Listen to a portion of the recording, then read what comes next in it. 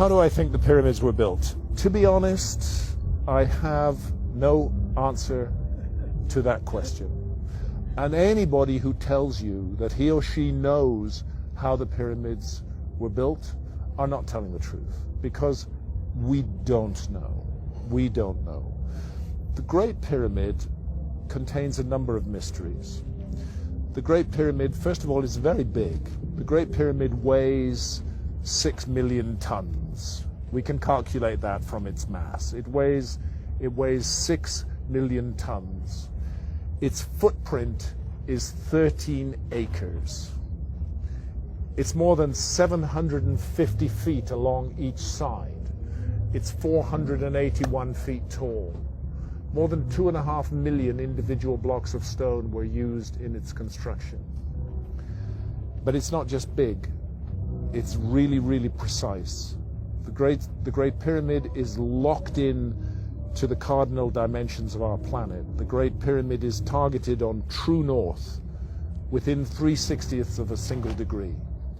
Now, no modern builder would create a large building and add onto his or her shoulders the additional burden of aligning it to true north within a fraction of a single degree. They just wouldn't get it. They wouldn't understand why it was important to do that. But something drove the builders of the Great Pyramid to go to a very great additional trouble, not only to create this massive, imposing monument, but also to lock it on to true north. And then other things, to incorporate into its dimensions the dimensions of our planet. I don't want to get too numerical or possibly even boring here, but if you take the height of the Great Pyramid and multiply it by 43,200, you get the polar radius of the Earth. And if you measure the base perimeter of the Great Pyramid accurately and multiply that measurement by 43,200, you get the equatorial circumference of the Earth. In other words, for thousands of years, through times, through dark ages, when human beings didn't even know they lived on a planet, never mind its dimensions, that monument has encoded and speaks out the dimensions of our planet on a scale of 1 to 43,200. And the scale is not random.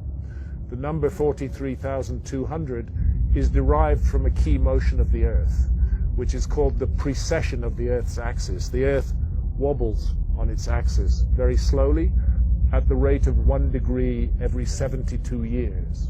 And 43,200 is a multiple of 72. In fact, I think it's 600 times 72, but I need to double check that. But it's a multiple of 72. Check it out. So they've given us the dimensions of our planet on a scale defined by the planet itself. And that's an incredibly clever thing to do. How on earth did they do it? Where did that knowledge come from? This is why I'm forced to consider the possibility of a lost civilization in the human story. This is a work of almost, but not quite, space-age precision. It contains errors, but they are human errors for sure, but they're very tiny. The great precision, great skill, great craft. Some people will say to you, oh, the Great Pyramid was built by slaves. That is utter bullshit. No slaves were ever involved in the construction of the Great Pyramid. As far as I know, there were no slaves in Old Kingdom Egypt whatsoever. The Great Pyramid, I've climbed it 5 times. I've been in every known chamber in the Great Pyramid. It is a work of stunning artistic achievement. You're looking at the work of masters of architecture at the peak of their skill.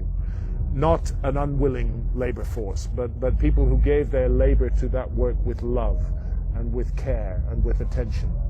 There are blocks of stone weighing 70 tons that have been raised more than 300 feet above the ground. And we're not talking a couple of blocks, we're talking dozens of blocks of that weight.